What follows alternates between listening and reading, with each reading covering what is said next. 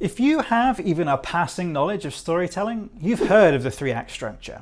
Stories begin at the beginning, they end at the end, and in the middle they... middle? There's a call to adventure, rising tension, climax, yada yada. Boring. But what if you wanted to get freaky?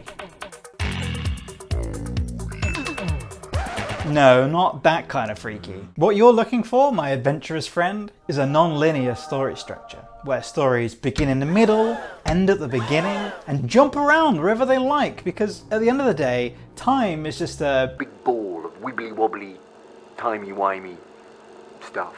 Sounds complicated, doesn't it?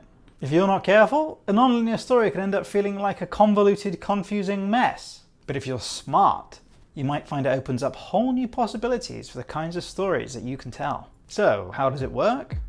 Let's find out.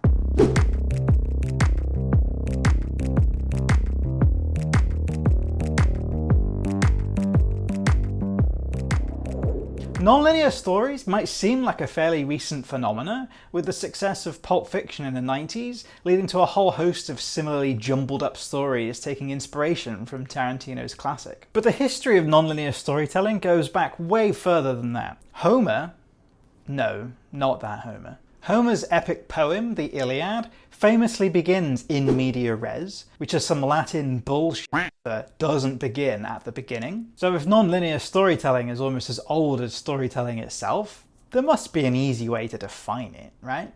Put simply, a linear story, like say The Lord of the Rings, details events from beginning to end in a chronological fashion. A non-linear story doesn't do that. Now, it's obviously not quite that simple, because there's a huge difference between a story like the Iliad, which begins in the middle of things chronologically, but then progresses linearly through to the end of the story, versus something like Pulp Fiction, which begins right near the end, but then that end is chronologically closer to the middle. Oh, and also there's 3 separate storylines with overlapping characters, and we'll get to that. So what's the difference? And why would you even want to tell a story out of sequence in the first place?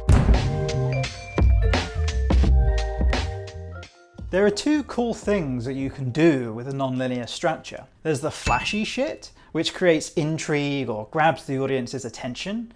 And then there's the substantial shit, where the emotional resonance or intellectual subtext of the story is heightened by telling it outside of a linear fashion. An example of the flashy shit in Pulp Fiction would be when Vincent and Jules turn up in the middle of the story wearing shorts and t-shirts, even though the last time we saw them, they were wearing suits. Of course, we only find out later that they had to ditch their threads after... oh man, I shot Marvin in the face. What? But presenting the sequence out of order intrigues the audience initially, and then rewards them later with a reveal that makes them feel smart for paying attention. Now, for the substantial shit, think of Vincent getting blasted to death in the middle of the story. You get all of the flashy stuff there, of course, because it's surprising and it intrigues the audience.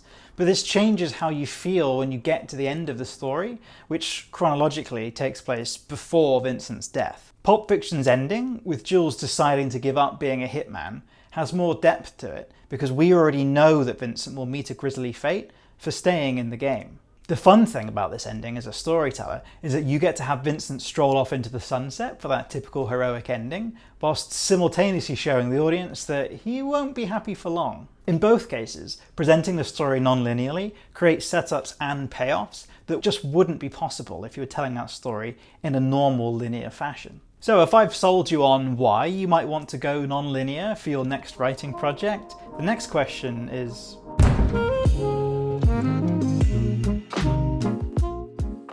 Now, it's hard to pin down an exact framework for this, because just like rock camp, There are no rules. non-linear storytelling, by its very definition, is more about what it isn't than what it is. But we can still follow a few general guidelines. The first step is to think about what effect you're trying to achieve with your story, and how telling it out of a linear sequence might synergize with your broader narrative. Genre can be a great indicator for that. Pulp Fiction is a neo-noir tale, and noir crime stories use a whole box of tricks, including non-linearity, to keep the audience guessing. Whether it's an unreliable narrator, red herrings, femme fatales, or double-crossing partners with shifting loyalties, Part of the appeal of that genre is figuring out who did the crime and how. Pulp Fiction remixes some of those classic crime tropes, and its non-linearity is part of its homage to that genre tradition. Just look at other stories in the same genre.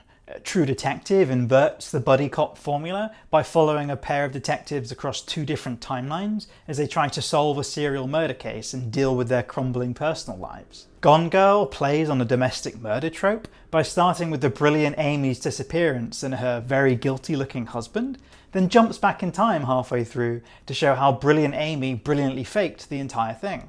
And Memento subverts the hard-boiled lone detective trope by following one man with a short-term memory problem trying to solve the mystery of his wife's murder, where one half of the story goes forwards and the other half goes backwards. In each of those stories, the flashy shit is making the central crime elements more complex and therefore more intriguing. They deliberately tease things that haven't happened yet, or hide information by skipping back and forth, saving the surprise for a grand reveal that keeps the audience hooked. But they also have deeper reasons for presenting their stories non-linearly.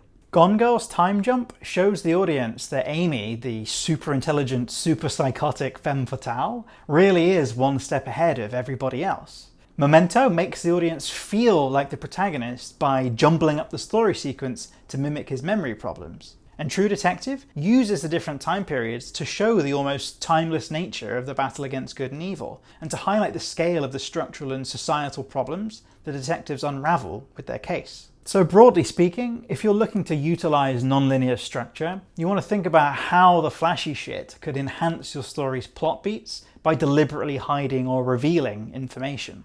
But also, you want to think about how mixing up the order of your scenes might help your audience better connect with the deeper themes that you're trying to convey. In terms of figuring out what that structure should look like, well, there's no exact science for that. I know writers who'll put their scenes on prompt cards, shuffle them all up, then play around with them until they find an order that feels right. What feels right to you is obviously subjective, but as a guiding principle, try to focus on the other rules of storytelling that you're not breaking.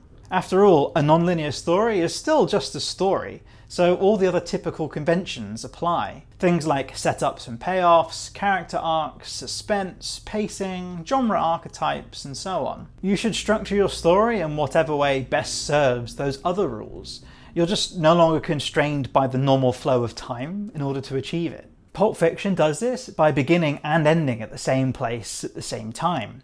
But the audience's perception of what's happened there, as well as the journey we've seen our characters go through, has completely changed by the time we come back there for the ending. And Jules's character arc is a foundation for this change. He starts the story as a ruthless hitman, reciting Bible verses as he pops caps and asses like a badass motherfucker. But in the end, he chooses to let the robbers go, reciting his Bible verse again and coming to the conclusion that in fact he is the tyranny of evil men, and that he no longer wishes to live that way. Jules's arc at the beginning and then again at the end of the story acts as a bookend for these other tales, and ending at the point where it does makes the story feel complete, because even though the scene isn't chronologically the last thing that happens in the story, it's right after Jules has successfully demonstrated this positive change in his character, and change is one of the core pillars of storytelling. So as you can see, there's a huge number of ways that you could apply a non-linear structure. But if you look at the broader story that you're trying to tell and the fundamental rules of storytelling, a suitable structure should hopefully present itself. And if it doesn't, write every scene on a pack of cards, shuffle them up, then spread them out. Eventually, you'll get there. The most important thing is that you create something you're proud of and you learn a few things while you're at it. Hopefully, you feel more equipped now to do just that.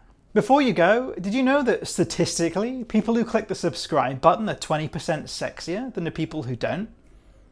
You're sexy, aren't you? I thought so. Whether you subscribe or not, hopefully I'll see you next time, and until then, keep writing.